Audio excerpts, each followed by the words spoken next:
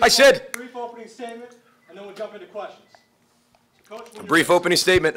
First of all, I just want to thank everybody for coming out tonight, our fans. Sun came out for 2 hours, so just want to thank all of you for sticking around, being here, and covering our program. So that's my opening statement. So for questions, I guess we'll go to you. PJ, how would you assess the quarterbacks today? You know, I was pleased with the poise they had.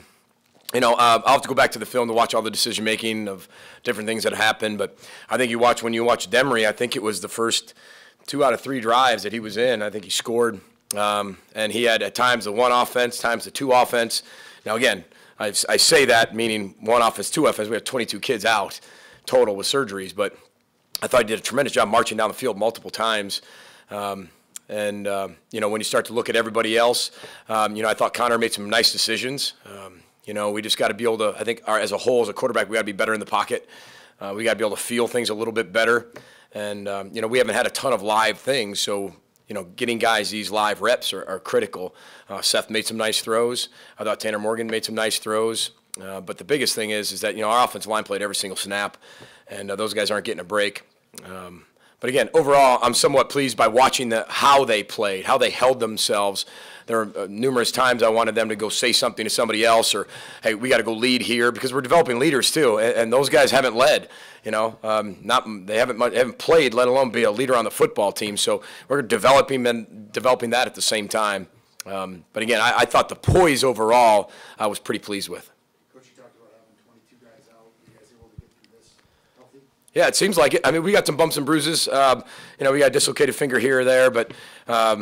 You know, the more somebody gives you, their good Lord made you and gives you, the less important. So if we get one of those come out, you got 9 left. So we have 1 heart. That thing stops beating, you're done. So, but the dislocated fingers, things like that, we're okay. So I was really pleased with the way we came out in terms of health. It looks that way. You know, with the running clock, I think that helped too. Multiple substitutions, getting everybody to play.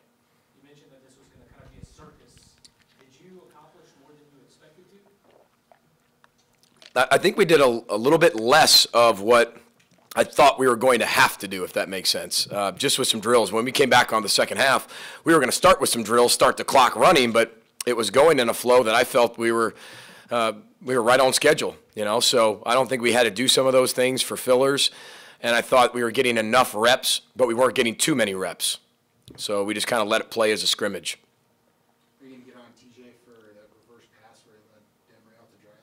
Look, well, now Demery knows what it's like to leave a wide out open, you know, to exposed. So, hey, now he knows what it feels like.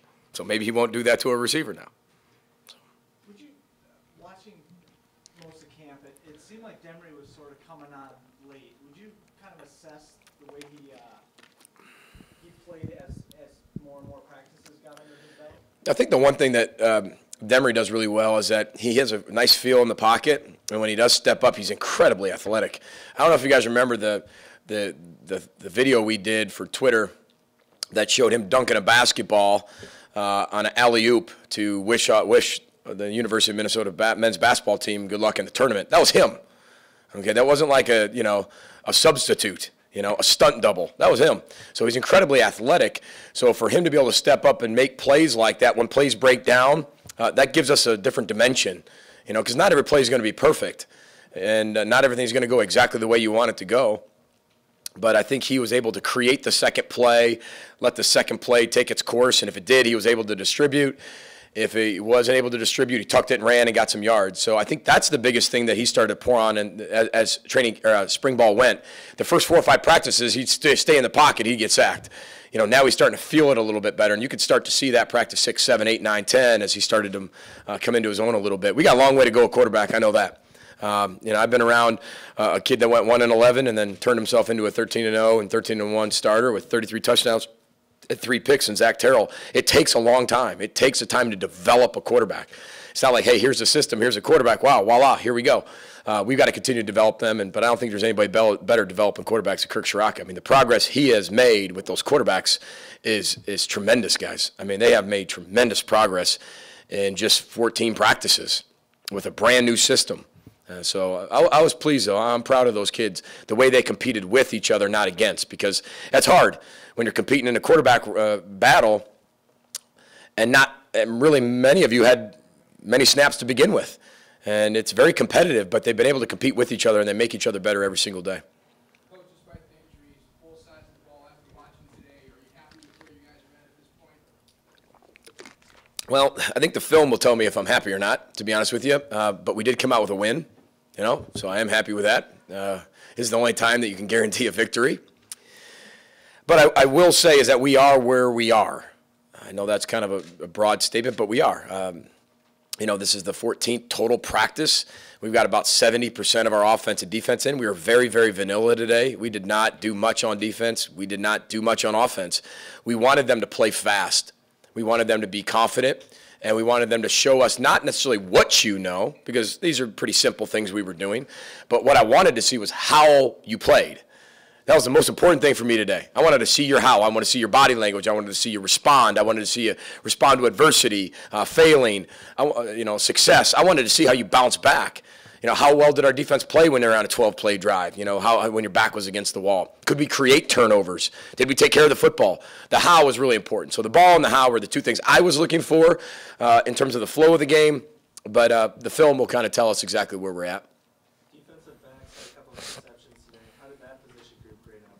Well, I think the biggest thing, if you've been to some of our practices, that's exactly what you see every single day, whether it's Jacob Huff or it's Chenault or it's Winfield. I mean, they always have their hand on the football. I think Mo Lindquist is one of the best defensive back coaches in the country. Because whatever you see on the field, right, you can see a direct correlation from practice. He does all these types of ball drills during his individual period.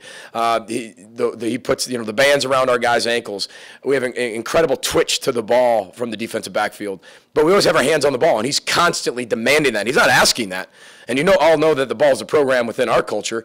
But to be able to take that to a different level and make that an expectation within your own teaching is really, really important. And I love how he's been able to carry over practice to exactly what you're seeing on the field, hands on the football. They do ball drills every single day, just like wide receivers. Okay, so just because you're a DB, the old saying that you're a DB because you can't catch, that is not okay here at the University of Minnesota. You have to have hands like a wide receiver, right? And you have to develop those hands. Because if you drop an interception, now you got to see the next play. And we all know that, we had him. We had him. If you would have just caught it, we got to catch it. If you catch it, you never see the next play, right? So. Take two more for Coach. What do you see from the rush end? We saw Carter with a couple of sacks and receivers as well. Yeah, I tell you what, that's the one thing that's tough for the offensive line right now. And it's not an excuse, but those guys, I tell you, they have gotten so much better. But I promise you this, if there's one group that's probably really excited, spring ball is coming to an end, it's those 4.5, 5.2, 5 3/4 linemen, right? Because they have practiced every single snap of spring ball. And, when you're substituting fresh defensive ends in and fresh defensive tackles in, and you're on your 8th, 9th play or your 60th play, whatever it is, and you haven't had any break, you're bound to give up something sooner or later because you're going to fresh bodies. But I think it also gave them the ability to say, hey, listen, this is unacceptable no matter how tired I am, right? And I think that's where we kind of grew tremendously in the spring. Those young 5 offensive linemen took a huge step in the right direction. And I know it's not like we're going to have 15 to add, right? We've got 4 more that we're going to add, and then we're going to bring 4 freshmen in. So, we're going to have, I think, close to 13 for training camp, which, guys, it's still about 4 or 5 less than I would love to have on scholarship. I mean, and we're talking all together now. We're not talking just scholarship or not. So you'd like to be able to have at least 21 linemen, 22 linemen, plus walk-ons on there. So, we've got to be able to deal with it, make the best of it, and continue to row through it. So one more. What did you think of wide receivers, specifically Still, TJ, and Himaleski? Made some nice plays. They did make some nice plays. The one thing I told them at halftime, though, is, Rashad catches the deep ball to start the game, and there's 2 others. He didn't attack. One thing as a wide receiver, if you haven't had a lot of experience, I think one of the things that come is that attacked instinct all the time. And that was one thing that I thought that he could have done better, and I made sure he knew that at halftime. And I thought he responded really well to that. Because he has to be a bell cow. right? There isn't like, well, if I develop, maybe they'll throw me the ball. We're going to throw that guy the ball.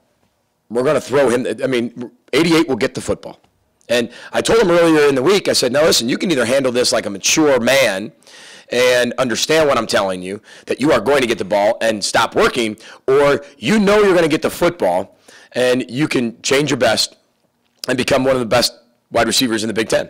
If you just truly listen to what we demand of you. And he took it really well. And I think he's had a tremendous second half of spring practice. And I think he's growing mentally. He's becoming more mentally tough. I think number 6 is a special player. I think he's only going to continue to get better. And I don't think we've even seen even close to the ceiling of that young man. He made some nice catches today. We got to continue to, we were very generic. There's a lot of things we can do in our offense with him that's going to be able to get him the football, put him in a lot of different positions to get him.